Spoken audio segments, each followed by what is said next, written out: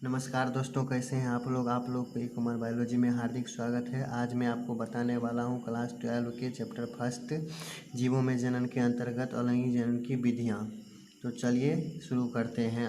अलैंगिक जनन की विधियां, इसमें पहला विधियां है विखंडन और बहुत सारी विधियां हैं। तो पहला विधियां देख लेते हैं विखंडन का परिभाषा पहले जान लेते हैं।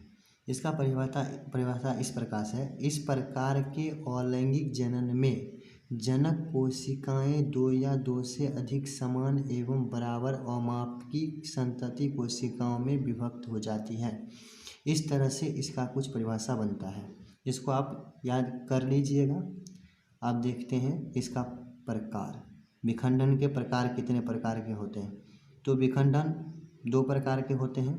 विखंडन के प्रकार द्विखंडन एवं बहुखंडन। तो द्विखंडन को, इसके बाद हम परिभाषा को देखते हैं। द्विखंडन इस प्रकार में एक कोशिका दो समान भागों में विभक्त हो जाती है तथा प्रत्येक भाग वृद्धि करके वयस्क कोशिका का निर्माण करता है। द्विखंडन द्वारा जनन करने वाले जीवों की मृत्यु नहीं होती है। आपने बिल्कुल ठीक सुना कि द्विखंडन द्वारा जनन करने वाले जीवों की मृत्यु नहीं होती है। इससे पहले वाले वीडियो में आपको जीवन अवधि में आपको बता दिया गया है कि एक कोशिकीय जीवों की प्राकृतिक मृत्यु नहीं होती है। इसी तरह इसमें द्विखंडन करने वाले जीवों की प्राकृतिक मृत्यु नहीं होती है। जैसे अमीबा, पैरामीशियम, इग्वाना, टाइटम, ये सब एक कोशिकीय जीव हैं। इसका प्राकृतिक मृत्यु नहीं होती और इसका मृत्यु नहीं होती है। तो इस प्रकार इसका एग्जाम्पल देखते हैं अमीबा में कैसे होता है द्विखंडन जनन। तो देखते हैं। देखिए, ये हुआ अमीबा का ढांचा, यानी कि शरीर का ढांचा हुआ। इसमें देखिए पहला लाइन हुआ है सेल वाल।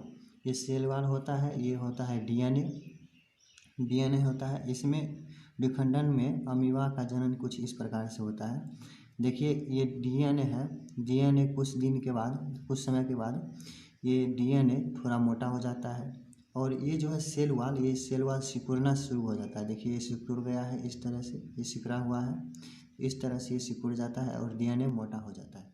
कुछ दिन के बाद और सिकुड़ जाता है, सेल वाल सिकुड़ जाता है और उसके बाद डीएनए दो अलग अलग भागों में विभक्त हो जाता है।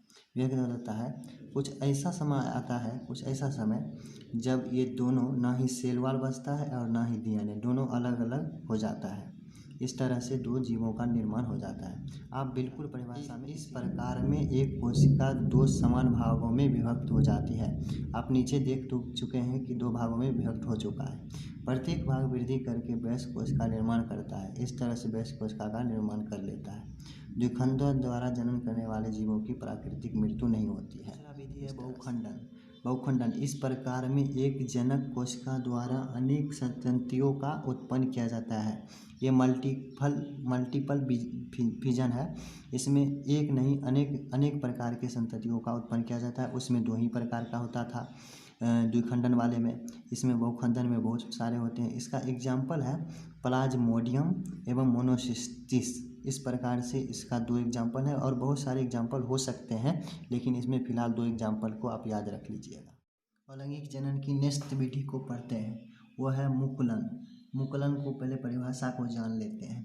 मुकुलन अलैंगिक प्रजनन की वह विधि है जिसमें पेरेंट यानी कि जनक द्वारा मुकुल बड के निर्माण से समान कायिक संतान की उत्पत्ति होती है। ऐसे संतति या तो पेरेंट के शरीर से जुड़ा रहता है या शरीर से अलग हो जाता है।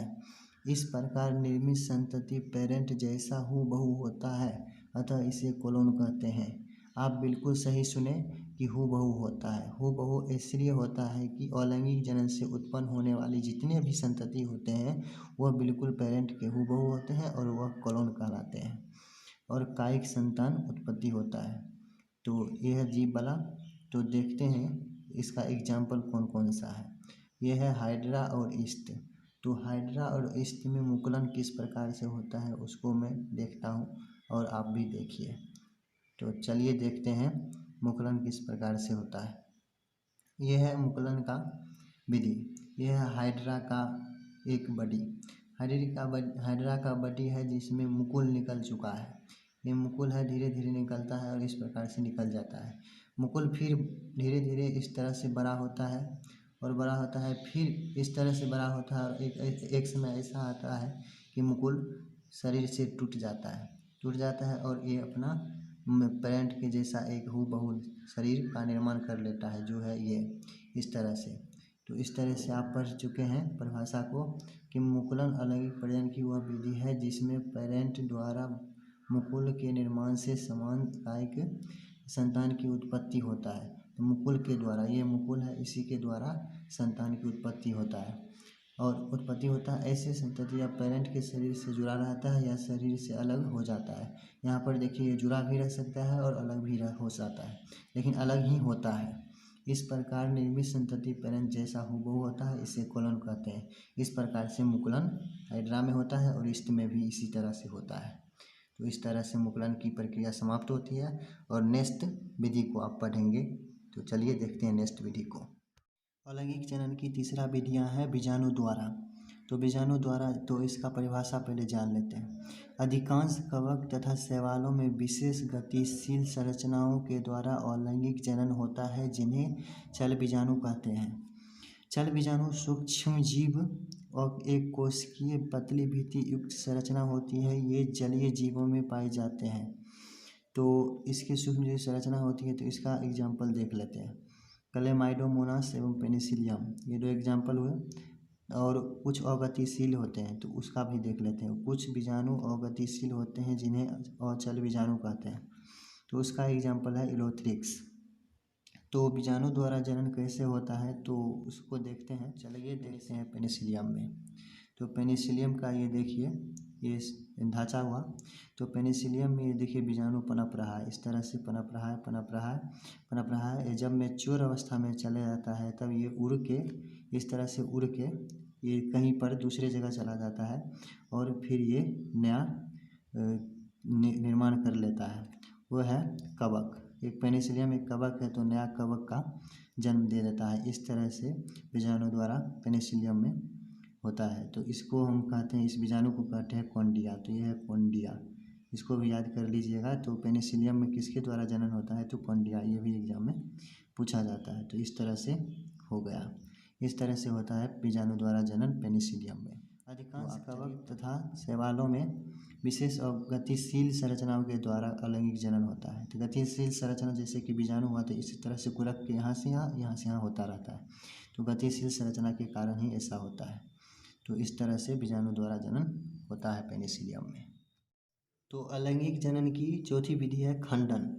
इस प्रकार के जनन में जनक की कोशिका या शरीर दो या अधिक खंडों में टूट जाता है। दो या अधिक, बहुत सारे खंडों में टूटते हैं, लेकिन यहाँ पर आपको 3 ही दिखाया गया है, जो मैं दिखाया हूँ 3 है, लेकिन बहुत सारे होते हैं। 2 या अधिक खंडों में टूट जाता है तथा प्रत्येक भाग खंड नए जीव की तरह व्यवहार करता है। तो इसका एग्जाम्पल कुछ है, रिक्सकिया, मार्केसिया, ब्रायोफाइटा, स्पाइरोगायरा और एलोट्रिक्स। 5 एग्जाम्पल हैं और बहुत सारे एग्जाम्पल होते हैं। तो मैं स्पाइरोगायरा का स्ट्रक्चर के बारे में बताता हूँ। तो स्ट्रक्चर देखते हैं। स्पाइरोगायरा का स्ट्रक्चर कुछ इस प्रकार से है। ये स्पाइरोगायरा का कंप्लीट स्ट्रक्चर है। जब स्पाइरोगायरा ये सब मैच्योर हो जाते हैं, तो स्पाइरोगायरा खंडों में टूट जाते हैं। इस तरह से खंडों में टूट जाते हैं। उसके बाद फिर ये बहुत सारे खंड बना लेते हैं। उसके बाद खंड फिर वृद्धि करके एक कंप्लीट स्पाइरोगायरा बना लेते हैं। इस तरह से कंप्लीट स्पाइरोगायरा ये बना लेते हैं। बहुत सारे इस तरह से खंड बनते हैं और फिर ये कंप्लीट स्पाइरोगायरा की तरह बन जाते हैं। इस तरह से स्पाइरोगायरा में होता है खंडन। तो ये खंडन आप जान गए अलैंगिक जनन की चौथी विधि। और अगली नेक्स्ट विधियाँ पुनरुद्भवन के बारे में देखते हैं। तो चलिए देखते हैं पुनरुद्भवन को। पुनरुद्भवन यह है कि जीवों के कटे हुए भाग नए संतान बना लेते हैं। तो इसका कुछ एग्जाम्पल हैं, अमीबा, हाइड्रा और स्पंज। इस सब प्लेनेरिया, तो सबसे ज़्यादा पुनरुद्भवन की क्षमता होती है प्लेनेरिया में। तो प्लेनेरिया के कुछ स्ट्रक्चर को देख लेते हैं। तो देखिए स्ट्रक्चर, प्लेनेरिया का स्ट्रक्चर कुछ इस प्रकार से होते हैं। अगर प्लेनेरिया को कहीं से मन हो काट लीजिए, कोई फर्क नहीं पड़ने वाला है, और ये नए जीव को जन्म ले लेते हैं। तो इस तरह से इसको 75 टुकड़ा कर दीजिए, 100 टुकड़ा कर दीजिए, लाख टुकड़ा कर दीजिए, कोई फर्क नहीं पड़ने वाला है। इस तरह से होता है और ये कुछ दिनों के बाद ये नए जीवों में परिणत हो जाते हैं। इस तरह से इसका स्ट्रक्चर फिर नए संतति को जन्म दे देते हैं। इस तरह से आप देख लिए कि प्लेनेरिया में पुनरुद्भवन के द्वारा किस तरह से अलैंगिक जनन होता है। और इस वीडियो में आप जाने 5 विधियों को।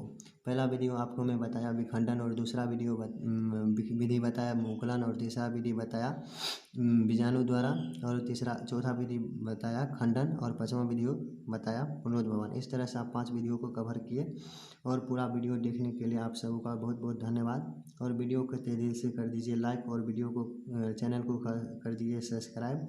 और नेक्स्ट वीडियो में आपको मैं बताऊंगा कायिक प्रबंधन किस तरह से होता है, वो होता है पौधा में।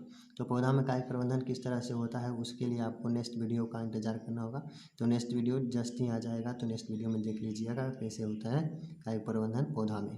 तो इस तरह से अलैंगिक जनन का ही पार्ट है कायिक प्रबंधन। तो तब तक के लिए बाय बाय, धन्यवाद।